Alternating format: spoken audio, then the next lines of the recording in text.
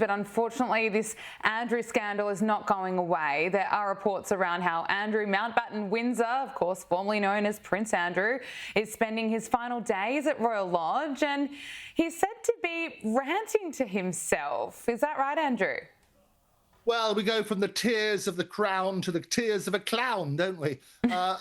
And every week we have more and more scandals. Apparently what's happening now, they're ranting claims. He's round there, he's had a meltdown at the manor, if you like. He's raging in the Royal Lodge. And it's probably the end of the party former prince. Apparently what's happening, he's ranting to himself. He's very upset about how he's being treated. And his ex-wife, Sarah, seeks solace in the secret doghouse bar. And she's apparently persuading staff members to stay late so she can have a drink with them while they basically lick their wounds. But it's been a terrible time for the former prince. As we say, every single week there have been these revelations.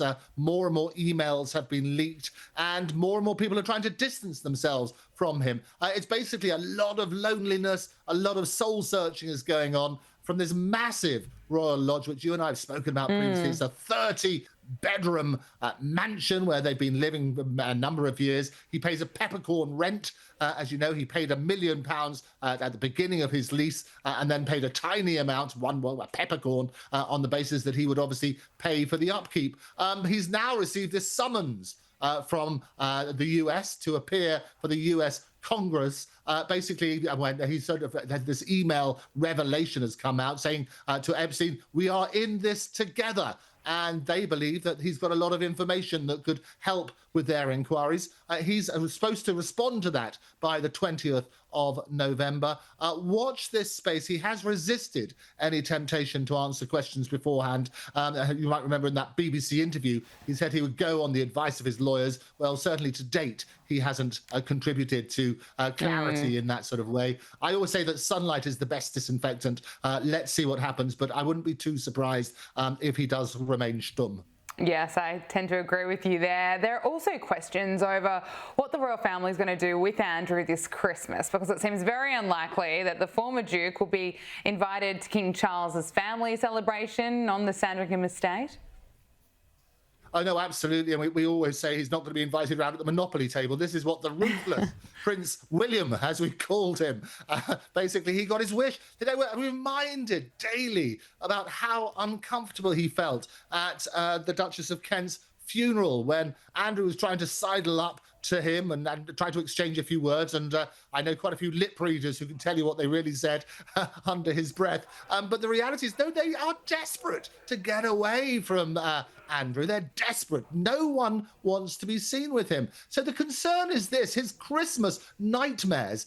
Basically, the daughters might ditch dad for Sandringham. We'll see what happens on that sort of basis. And he could be left in solitude. So those close to him are saying, well, where's he going to spend Christmas? Last year, they spent it together. His daughters went off to their own family members, to their husbands' families, effectively. But Fergie will probably go off somewhere hot.